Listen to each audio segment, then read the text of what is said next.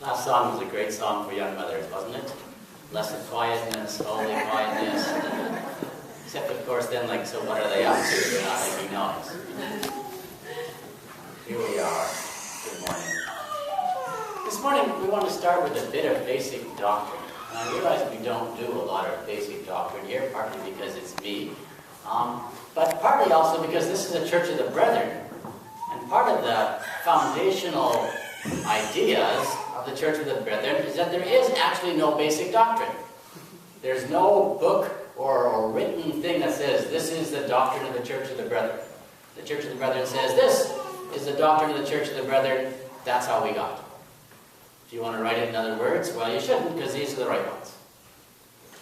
Now, the Mennonites, they're not quite that happy with that idea, and so there's this long thing called the Confession of Faith from a Mennonite perspective.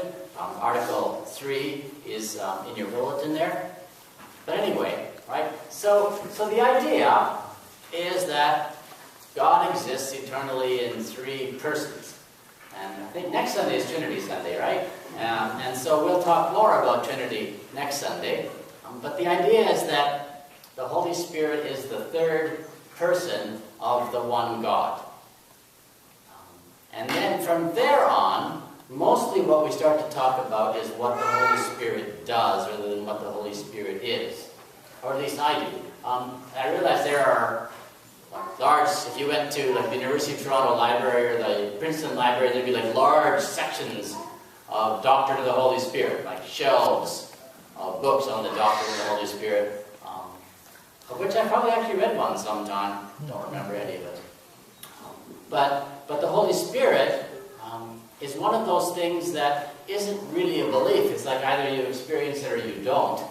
And if you don't, it's sort of abstract. And if you do, then like, what's the abstraction about? Let's just get on with it. That's sort of, the way I look at it anyway.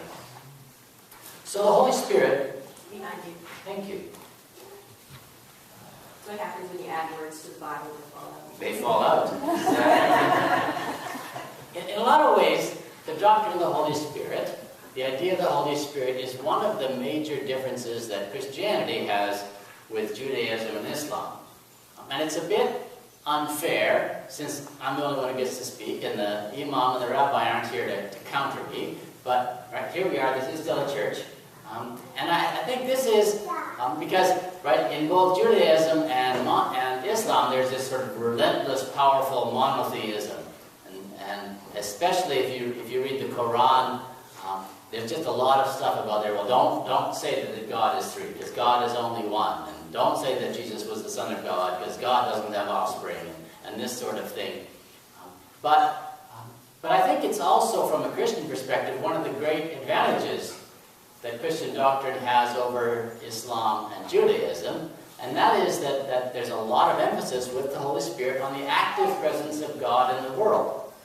There are certainly forms of Judaism and Islam that say, here are the rules, you're on your own. Right? And if you follow them, good for you. If you don't follow them, you can get exalted from on high, right, at some point in the world's history. This is, of course, not the rabbi and imam would at this point be jumping up and saying something about that. But, right, I'm a Christian pastor, I get to say that here in the church. So I mean, the idea is that in this, right, we've been talking today about stuff that's happening and how it'd be really nice to do something. And the doctrine of the Holy Spirit says, yes, and you're not on your own. Which is a really great idea. So where does this idea come from? This idea of the Spirit of God as a separate thing, and all of this doctrine that gets formulated around it. Partly it comes from the tension that's in the Bible itself. One of the things that's important to remember is that the Bible is a collection of documents written by different people at different times who would have disagreed with each other on certain things. They would have it'd be one of those conversations, right? Well, I mean, in a lot of ways, it'd be like a conversation we're having here, right? Where when we, if we as a church body started to talk doctrine, we'd agree on some things, because we're all here, so we must agree on some things. right? But when you start to get to the edges of things, we'd start to go, no, I don't think so. And in a lot of ways, the New Testament is the same way. That if Paul and Matthew had ever gotten together, which they probably never did, right? They'd have, happily nodded and smiled to each other for the first while, and then they'd have started to talk about the law, and Paul would start to throw things. Guaranteed. Right? Probably at Matthew. And Matthew would probably have ducked, maybe thrown something back. We don't know. Right? But there's this sort of discussion going on. And so what the Gospel of John says about the Comforter is different than what Luke says about the Holy Spirit. And Luke and even the Gospels sort of come at this idea differently. And then we get the passage we just read in Romans chapter 8. Right? So likewise, the Spirit helps us in our weakness. Right? So this is great, right? And then verse 27. So I'm in Romans 8, verse 27. And it says, "And God, who searches the heart, knows what is in the mind of the Spirit." So this suggests that God and the Spirit are different things, right? God knows, and you go, well, this is God the Father, but that's not what it says. Right? Maybe you think that's what he meant, but it's always tricky to say somebody really meant this when they said something else. Right? So God knows what is in the mind, so the Spirit has a mind, but it's different than God's mind. Right? So this is where we go round and round in these little circles, and some people get really, really excited about this, and some people don't. And both of these things are fine, except that I'm on the don't side, so don't expect me to come to a conclusion for you. But there's this tension sometimes inside of the text, which is, like Romans is for me the center of the tension inside the text. Right? But even then, if we threw John into the mix and all the other bits, it would get more complicated. But the other thing about all of this is that the other impulse, or another impulse for all of this, is simply reality. Right? The New Testament church got together and suddenly people were speaking in tongues. Some of which were legible, some of which were understandable, and some of which weren't. Like, what's happening? And if you went to a Pentecostal service today, you'd still see people speaking in tongues, hear people speaking in tongues. You go like, what is going on here? And at some point our minds want to make sense of stuff. And so we go, well, this is, right? So the Bible says, well, this is the Spirit of God. This is one of the things that the Spirit of God does. And it's not the only thing, but it's one of the signs of the presence of the Spirit of God, right? So the early church, in coming up with these words, was trying to make sense of just the simple reality of their situation. That stuff was happening that, like a bunch of fishermen were going out there being evangelists. That's not usually what fishermen do. Fishermen usually, fish. Right? That's what they got trained for. That's what they're best at. And suddenly they're out there traveling the world, spreading the gospel. How did that happen? Well, Holy Spirit. The other tension that the doctrine of the Holy Spirit responds to, it, rather than reality, is that when you start with God, and Jesus' favorite metaphor for God was God as Father, right? And then God as Father and God as Son, you're going, well, there's sort of like half of reality, half of human reality you're missing here. Right? Because you've got a father and son, you sort of need a mother in here somewhere, don't you? Especially when the reality is that in most churches, 2 out of 3 people are female. Right? It might be 51% in the general population, but it's 65-70% in most churches. Sometimes closer to 90 in many, many churches. And so women got like nothing. Men got 2 out of 3, and the third one is neuter. Well, that's not the way the world works. Right? If you have 2 men and, right, this. Right? So the Holy Spirit became one of the ways that the church got to talk about the feminine aspect of God without really talking about the feminine aspect of God, right? Because we can't, it's not there formally. It's not the Spirit she. except, right, and it gets complicated from there. But anyway, right, so there's these ideas don't just sort of pop out of nowhere. They come out of something, some of the things that are happening, some of the things that people are thinking. People are trying to make sense of the world around them just like we do. When the Mennonite Church decided to reformulate its confession of faith in the 80s, it came up with this long confession of faith in the Mennonite perspective. And I was looking around for mine. Actually, don't even think I own one anymore. But it's out there. It's available on the internet. And this is, the sheet you have there is the doctrine of the Holy Spirit found in there. And you'll notice there really isn't much doctrine there. Right? It's not like this is what the Holy Spirit is. But pretty much the whole thing is this is what the Holy Spirit does. This is what it did in the past. This is what it continues to do. This is what it will do in the future. So it's a very practical thing. In a lot of ways, responding well. In the Gospels, if you want to find out about the Holy Spirit, you go to the Gospel of Luke, because Luke is all full of Spirit, Spirit, Spirit, Spirit all the way through. And then you continue on with sort of part 2 of Luke, which is the book of Acts, and again, Spirit, Spirit, Spirit, Spirit, right? So that's why we read Acts 2 today. Right? But Luke, again, spends no time at all talking about what the Spirit is, and spends a huge amount of time talking about what the Spirit does. Right? Luke is very practically focused, okay? So this and this happened, the Spirit showed up, and then things went on.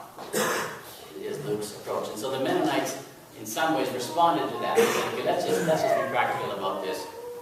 What is the Holy Spirit doing? The fact that the Holy Spirit, when we think about the Holy Spirit, we're mostly talking about doing.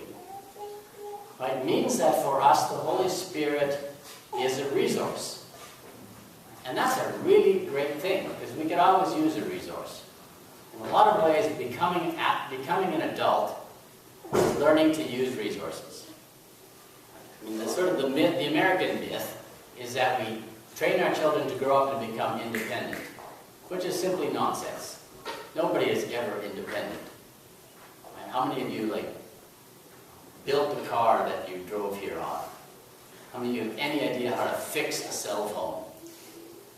I mean, all this stuff we use all of the time is produced by other people. This building got built by somebody else, and the road you drove on got built by somebody else, right? And so becoming an adult means learning to use the resources that are available to you. How do you find stuff? How do you get at stuff? How do you get stuff fixed when you can't fix it yourself? All of these things are what it means to become an adult, or at least part of it. And so the church says, oh, by the way, right, there's another one. And we're going to call this one the Holy Spirit. And the Holy Spirit exists as a resource for a whole bunch of things, right? So the Confession of Faith lists this whole lot of things that the Holy Spirit is there as a resource for. So what we do here on Sunday morning, one of the things we do is we practice. Right? Because you've got to know your resources before you really need them. Right? So let's say, right, you're learning yoga. Right? And you're getting into this, and then you come home from work one day, and you've had just a horrible day at work, and the kids are screaming, and you burn supper, and just all of this chaos is happening around you. You go, now I'm going to learn how to breathe. Well, that's not when you learn how to breathe. You learn how to breathe first, and then, when life is chaotic, then you have this resource you can draw on. Right? So in church, what we do is we practice some of the things that are resources for when things get tough, right? So we spend some time in prayer so that when things are tough and we need to pray, we sort of know how to do that already, right? And we spend time caring for each other, because when things are tough, it'd be nice to have people who care for us, and hey, we know some people who care for us. We just draw on those resources. And we sing songs, right? Holy Spirit, come with power, breathe into our... What is it? So this is where you need to learn these songs so they can be a resource. Right? Breathe into our aching night. Right? So you wake up at 3 o'clock in the morning and you're reviewing the chaos of the last day, and then you're looking at the chaos that tomorrow is going to be, and what do? Well, there's lots of possible things you can do, but one of them is, Holy Spirit, come with power, breathe into our waking night. Okay, number 26, let's turn to it. Let's go over it. Verse 1, because that's the only way it's going to be a resource. Probably a bit high, am I?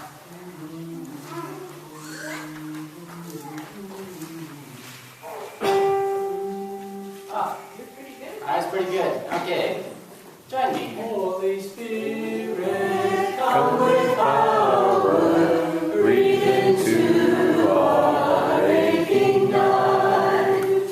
We expect you this hour, waiting for your strength and might.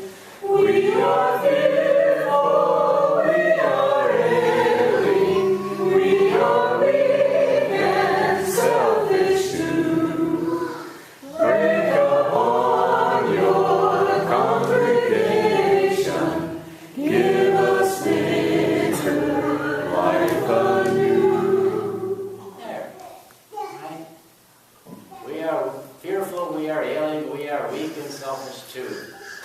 Right? Which is, pretty much average for 3 in the morning. So, right, so these resources. The Holy Spirit is this ongoing resource for strength, for encouragement, for hope, for like this whole list, right? The last paragraph, confession of faith in a Mennonite perspective. Just the last paragraph. The Holy Spirit enables our life in Christian community. Right? So we're doing this together. Comforts us in suffering, is present with us in times of persecution, intercedes for us in our weakness, guarantees the redemption of our bodies, and assures the future redemption of creation. Who doesn't need that? Who doesn't need that, quite often, in fact? So that's what this is all about. We're gathering resources here, and God continues to be a resource for us. God isn't just sort of sitting up there in the sky watching us and going, well, good luck with that. God desires to actively be involved in your life and to be helpful and useful. Life could be worse than that.